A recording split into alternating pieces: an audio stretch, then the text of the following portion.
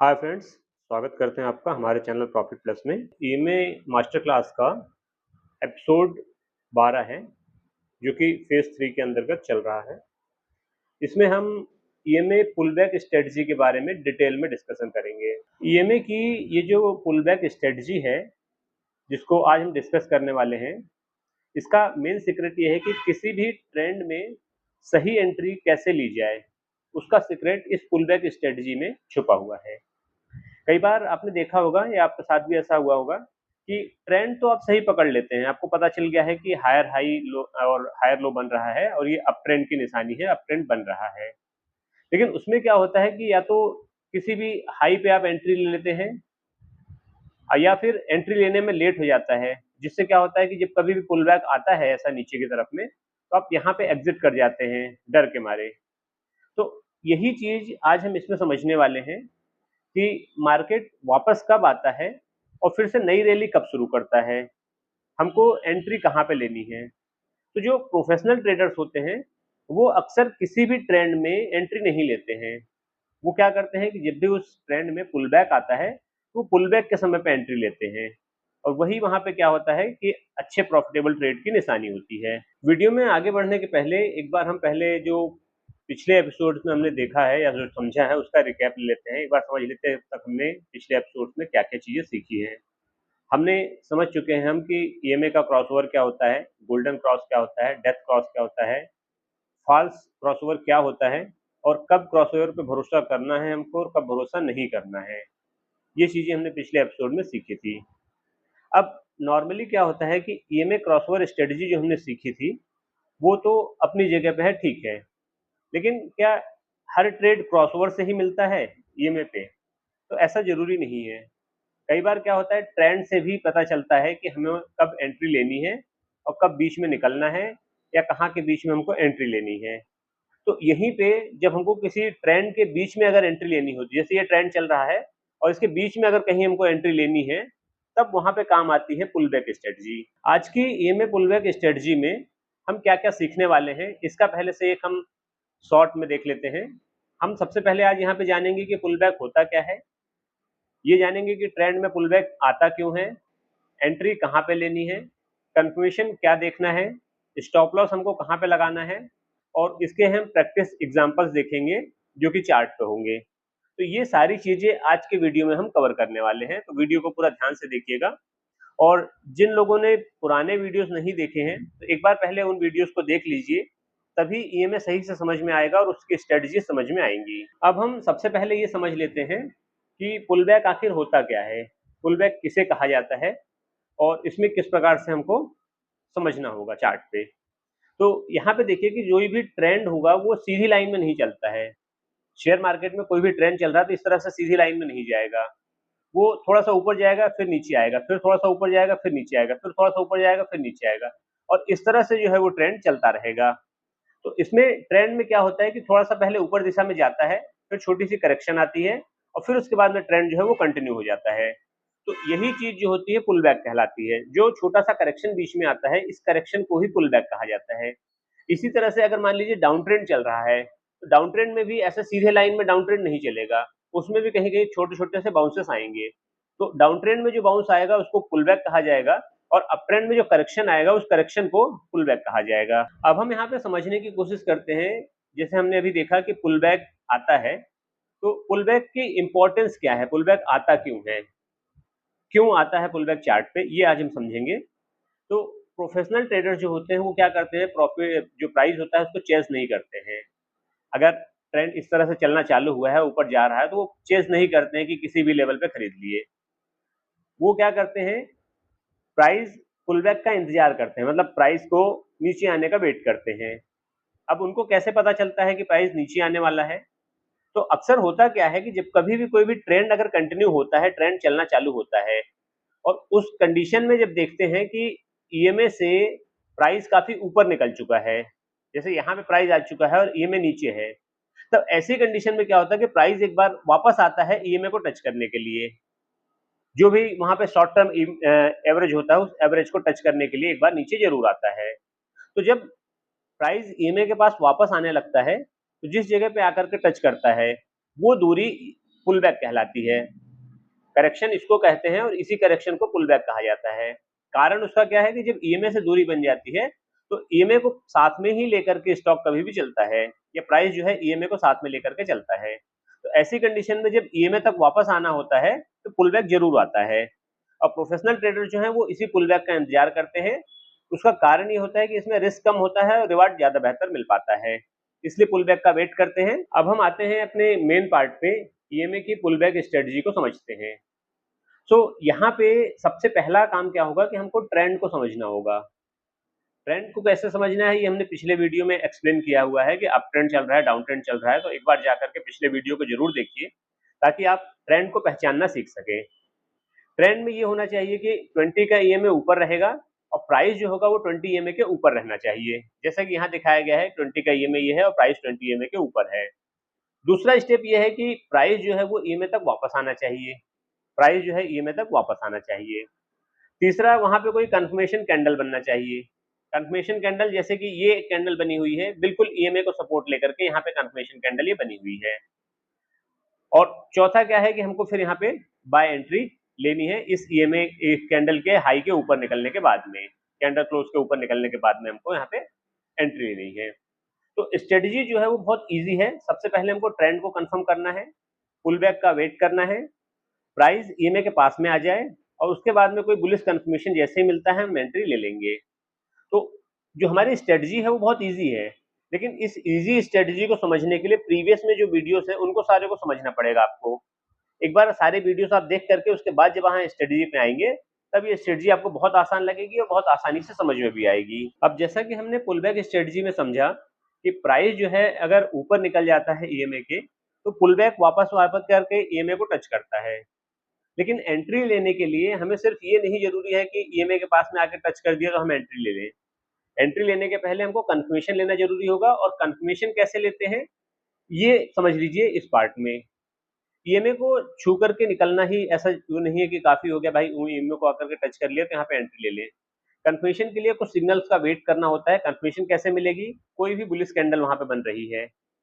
दूसरा, engulfing, bullish engulfing अगर बनती है तो वहां पे ले सकते हैं। हैमर बन रही है तो उस पर भी एंट्री ले सकते हैं। स्ट्रॉन्ग ग्रीन कैंडल मोरोबोजू वगैरह बनता है, वॉल्यूम से भी हम ले सकते हैं कि वॉल्यूम अगर इंक्रीज होता जा रहा है तो उससे भी हम एंट्री ले सकते हैं। तो कहने का मतलब ये है कि एंट्री लेने के पहले हमें कंफर्मेशन लेना बहुत जरूरी होगा। अब जैसे कि यहाँ चार्ट पे दिखाया गया है कि अप ट्रेंड तो चल रहा है, इस तरह से हायर हाई हायर लो बनाता हुआ अप ट्रेंड चल रहा है। तो यहाँ पे क्या हुआ कि एक बार पुल बैक आया, नीचे ईएमए को टच किया प्राइस ने। अब प्राइस ने जब ईएमए को टच किया तो यहाँ पे एक ये बुलिश कैंडल बनी ग्रीन बड़ी सी। जब तक ये स्ट्रॉन्ग ग्रीन कैंडल ना बने तब तक यहाँ पे एंट्री नहीं लेनी, और इस कैंडल के क्लोज के ऊपर या इसके हाई के ऊपर आप एंट्री बना सकते हैं। तो ये परफेक्ट एंट्री होगी आपके पुल बैक पे। यहाँ पे देखने के लिए कि आप जैसे मान लीजिए कोई बुलिश कैंडल दिख रही है वो भी देख सकते हैं, कोई एनगल्फिंग बुलिश एनगल्फिंग अगर दिखती है तो वो भी आप देख सकते हैं। हैमर कैंडल अगर कोई बन रहा है तो हैमर कैंडल भी देख सकते हैं। स्ट्रॉन्ग ग्रीन कैंडल मोरोबोजू बनती है वो देख सकते हैं। और जैसे कि यहाँ पे दिखाया गया कि ईएमए सॉरी वॉल्यूम जो है वो इंक्रीज हो रहा है, तो ये भी चीजें रख सकते हैं। तो कहने का मतलब ये है कि जब भी ट्रेड करने बैठे तो जल्दबाजी किसी चीज की नहीं करनी है। प्रॉपरली एनालाइज करके, चार्ट को देख करके, और बराबर जब हमारे सेटअप पे प्राइस मिलता है उस समय पे एंट्री लेनी होती है। अब जबकि हमने एक एंट्री ले ली है बाय साइड की, अब अगला क्वेश्चन ये आता है कि अब स्टॉप लॉस कहाँ पे लगाना है, कहाँ पे हम अपने बाय ट्रेड का स्टॉप लॉस रखें कि जिससे हमको रिस्क एंड रिवार्ड सही मिले। तो अक्सर होता क्या है या क्या करना होता है कि स्टॉप लॉस लगाने के लिए हमको एक कोई स्विंग लो ढूंढना होता है। जो भी स्विंग लो हमको मिलेगा हम स्विंग लो के नीचे अपना स्टॉप लॉस जो है वो रखते हैं।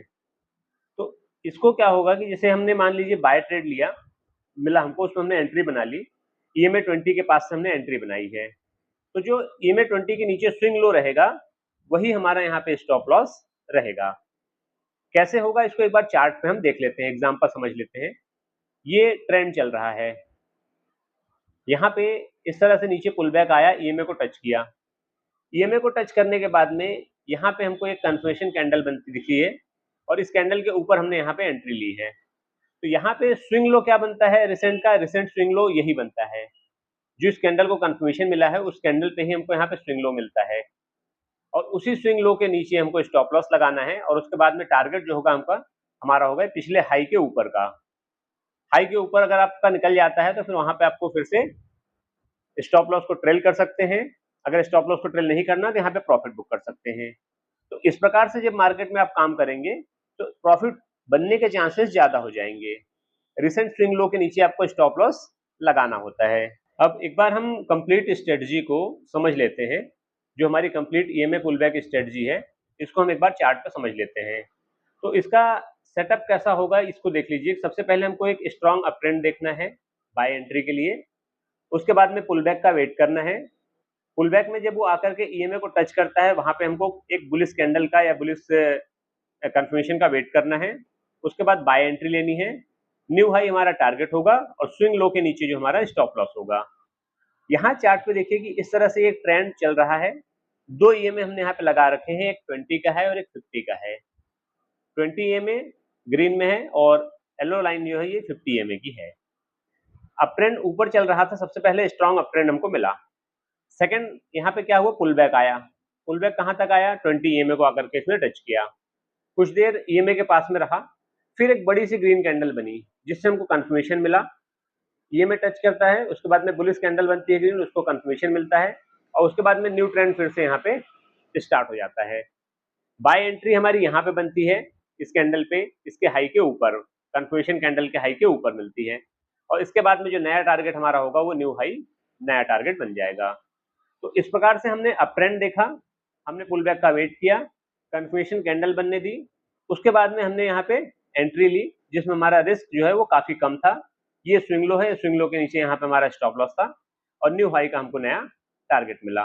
तो यही जो है प्रोफेशनल सेटअप होता है। प्रोफेशनल लोग इसी प्रकार के सेटअप पे काम करते हैं। पहले अपना ट्रेंड देखते हैं, पुल बैक का वेट करते हैं, पुल बैक के बाद में कंफर्मेशन देखते हैं, तब एंट्री लेते हैं और उसके बाद उनको प्रॉफिट होता है। ये कंप्लीट जो है स्ट्रेटजी होती है पुल बैक की। ईएमए की पुल बैक स्ट्रेटजी को आज हम समराइज करते हैं। तो हमने आज क्या क्या सीखा है, हमने ये समझा है कि पुल बैक होता क्या है और ट्रेंड में आने वाला जो छोटा छोटा करेक्शन होता है इसी को पुल बैक कहते हैं। ट्रेंड में ट्रेडिंग कैसे करनी है ये हमने यहाँ पे समझा।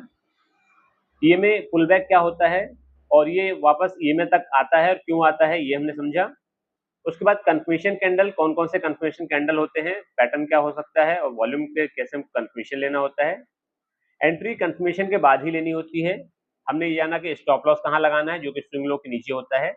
और इस तरह से चार्ट पे हमने समझा कि एक अप ट्रेंड था, अप ट्रेंड के बाद में इस तरह से नीचे की तरफ में पुल बैक आया, पुल बैक आने के बाद में एक कंफर्मेशन कैंडल बना और कंफर्मेशन कैंडल के बाद में एंट्री लेने के बाद में प्राइस काफी ऊपर निकल गया। तो ये सारी चीजें हमने सही सेटअप, सही एंट्री और स्टॉप लॉस और टारगेट हमने यहाँ पे देखे हैं। अब जबकि हमने यहाँ पे कंप्लीटली देख लिया है स्ट्रेटजी पुल बैक की क्या होती है, तो प्रैक्टिस के लिए आप एग्जाम्पल होमवर्क के लिए तैयार रहिए।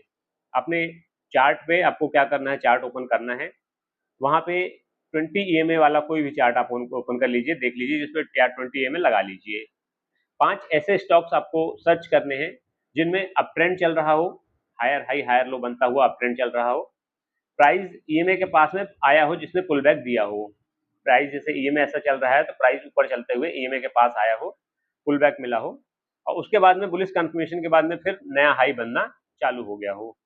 तो इस तरह के आपको 5 चार्ट सर्च करने हैं, उनका स्क्रीनशॉट लेकर के अपने पास में रखना है, अपनी डायरी में नोट करना है और अगर आप चाहें तो आप हमें कमेंट करके बता सकते हैं कि कौन से चार्ट आपने देखे और कहाँ पे आपको पुल बैक मिला और किस प्रकार से चार्ट पर ऊपर गया। नोट्स बनाने के लिए एक छोटा सा यहाँ पे सेटअप दिखाया गया है कि आप किस प्रकार से बना सकते हैं कि कहाँ पे एंट्री होती है उसको नोट कर लीजिए, स्टॉप लॉस आप लिख लीजिए और टारगेट आप किस तरह से आप लगा रहे हैं, कैसे तय कर रहे हैं, आप टारगेट वहां पे रख सकते हैं। और यही चीजें जो है, यही जनरल जो है आपको काम आएगा आगे चल करके ट्रेडिंग करने के लिए कि ट्रेडिंग में आपको किस प्रकार से ये हेल्प करेगा।